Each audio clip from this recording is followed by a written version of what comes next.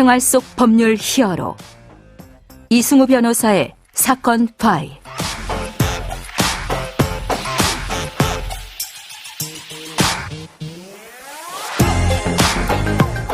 안녕하세요, 이승우입니다. 각종 사건 사고에서 여러분을 구해드리겠습니다. 오늘 열어볼 사건 파일은 인천 층간소음 흉기 난동 사건입니다.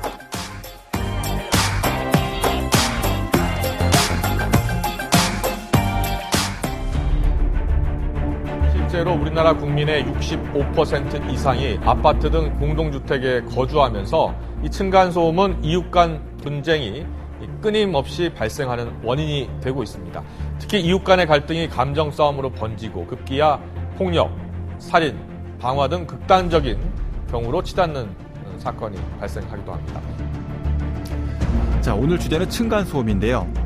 지난해 11월이었죠. 인천의 한 다세대 주택에서 층간소음으로 인한 다툼이 벌어졌다라고 하고 있던 중에 갑자기 흉기 난동 사건으로 이어져서 출동한 경찰관들이 부실 대응, 현장에서 이탈했다, 이런 것들로 더욱 논란이 돼서 한참 문제가 진행되고 있는 사건입니다. 자, 이렇게 살인으로까지 번지는 층간소음 문제에 대해서 법무법인 법승 형사전문 변호사 안지성 변호사와 함께 자세한 내용 알아보도록 하겠습니다. 변호사님, 안녕하세요. 네, 안녕하세요. 안지성 변호사입니다. 자, 변호사님, 오늘 층간소음을 한번 우리가 이야기해 볼 건데요. 많은 분들이 항상 매일매일 겪고 있는 이제 그런 문제입니다. 그런데 해당 법률이 도대체 어떻게 되어 있는지 모르시는 분들이 대부분일 것 같아요. 자, 층간소음과 관련된 법률이 어떤 것이 있는지 설명 좀 해 주시죠. 네, 이제 법적으로 어느 정도의 소음을 층간소음으로 볼지를 이제 정해야 되잖아요.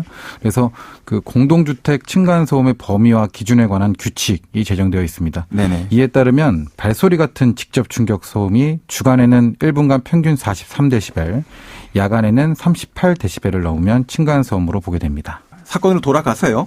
이거 인천 흉기 난동 사건의 전 상황은 어떤 상태였는지 설명을 좀 부탁드려요.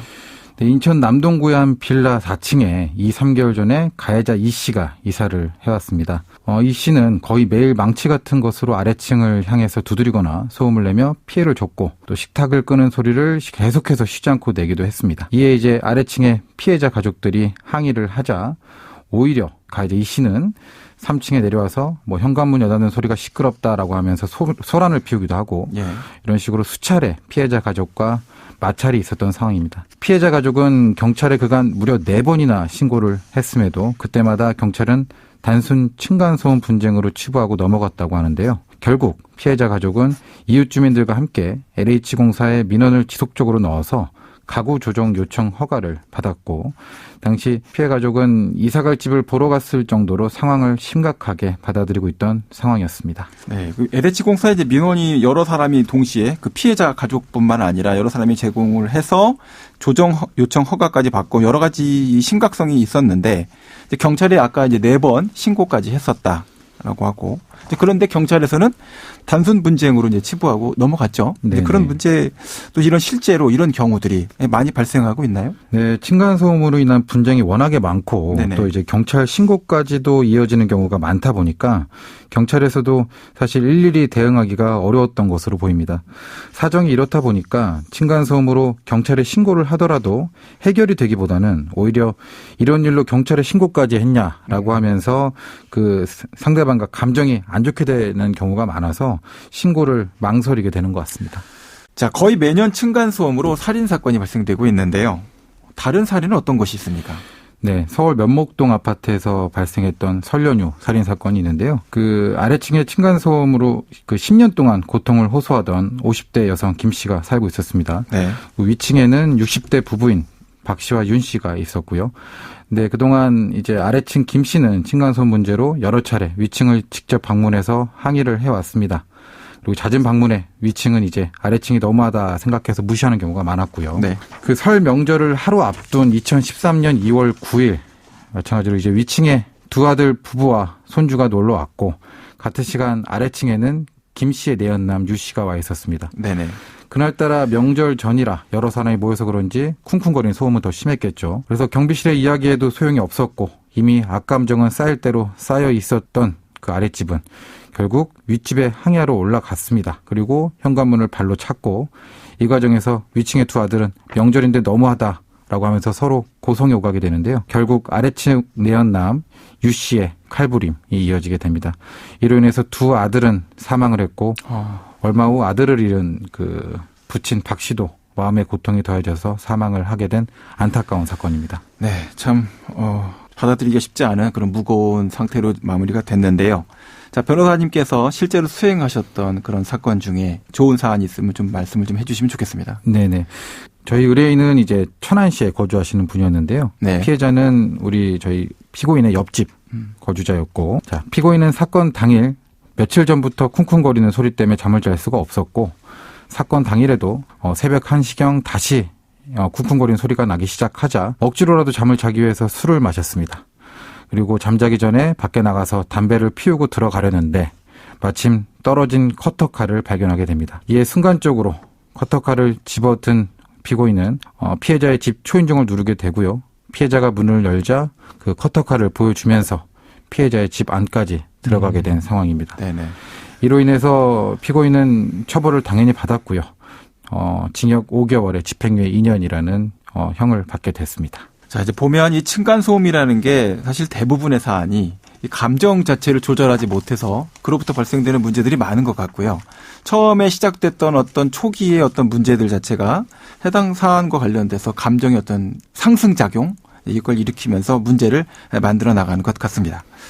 자, 그러면 오늘 사건에 담긴 법 이야기를 한 줄로 정리해 전해드리고 나서 실제 법적 대응과 자문에 대해서 이어나가도록 하겠습니다.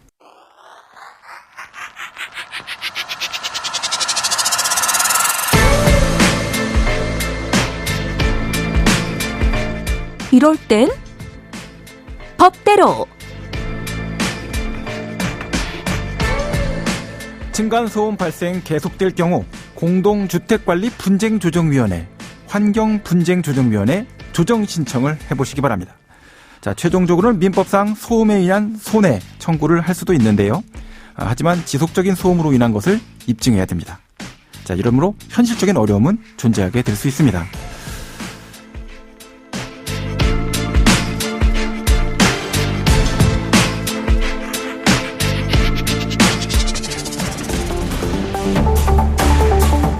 나를 지켜주는, 나를 도와주는 법 이야기.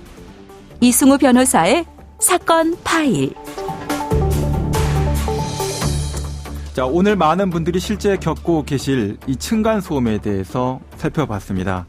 이런 분들에게 어떤 법적 대응과 조언을 좀 해주실 수 있을까요? 예, 먼저 많이 괴로우시겠지만 절대 사적으로 해결하려 하지는 않으셨으면 좋겠습니다. 또 이제 층간소음으로 인한 항의 또한 직접 하려 하지 마시고 관리 사무실을 통해서 하시는 것이 현명합니다. 그리고 공동주택관리 분쟁조정위원회 그 조정 신청 절차를 통해서 해결하는 것이 사실은 조금은 돌아가더라도 이게 적법하게 해결하는 방법이고요. 그 소음 발생에 대한 고의성이 입증될 경우에는 형사고소도 가능하니까 객관적인 증거자료 수집 또한 중요하겠죠. 이런 객관적인 증거자료 수집해서 법률 전문가와 상담을 통해서 진행하시면 좋을 것 같습니다. 네.